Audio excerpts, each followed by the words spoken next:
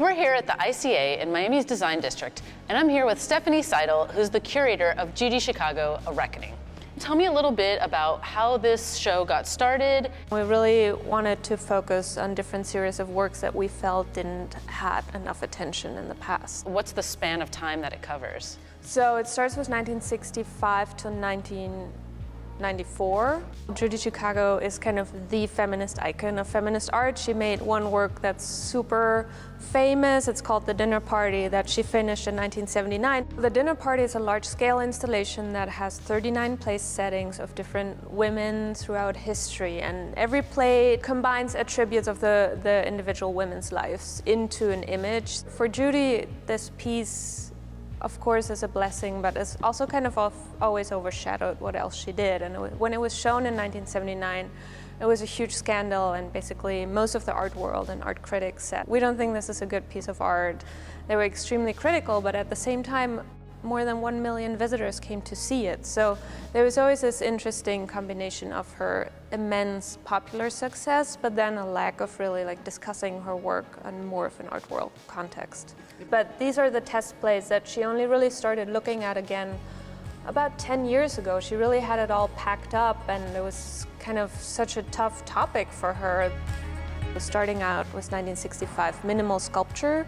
There's this large scale, kind of geometric sculptures. There was the light and space movement, a lot of geometric abstraction, but she kind of developed her own take on it, and it's beautiful colors. For instance, the sunset squares that we refabricated for this exhibition, who had been destroyed, and as a female artist, there was no really demand for her work, and it was hard to store it. It's expensive to store works. Her spray painted paintings that we see here from the 70s, these really iconic paintings, are kind of striving to find an imagery that is not phallic, that is not male dominated, but more universal. And they rotate around a central core, which is more of a female iconography for her. One of the core pieces called the Birth Project. She felt there's hardly any images of women giving birth in Western art history. One of the compliments to this exhibit was a public performance. So here is a Purple Poem for Miami by Judy Chicago.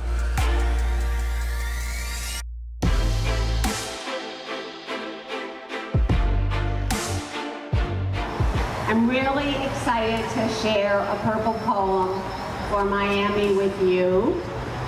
We've been working on it for a year. We're giving Miami, we hope, a gift that you will enjoy.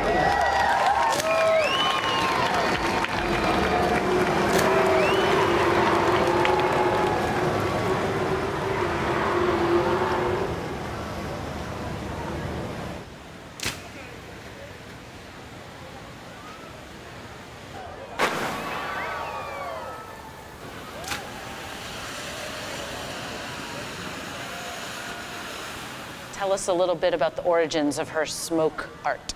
Yeah, they really started in the late 60s, early 70s, when she was still working in Pasadena and Los Angeles. And she would just grab a couple of friends and drive out to the desert or the national park and set off these beautiful colored smoke bombs and have these female bodies merge with the smoke, and it's beautiful images. And back then, obviously, it was much easier. You didn't need much permits, but it was also her response to the upcoming land art at that time.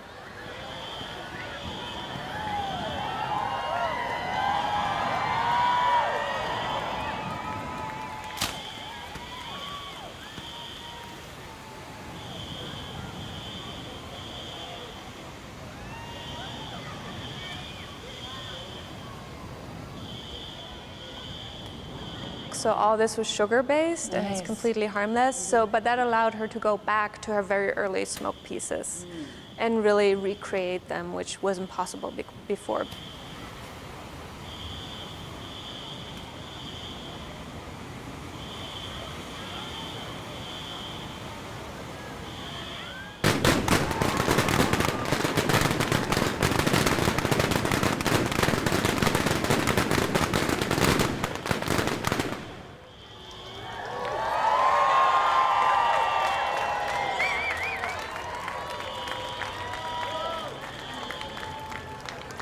Before this is over, let me tell you that one of my goals with these pieces was to soften and feminize the environment and show the world what it would look like if we were all kinder and more generous with each other.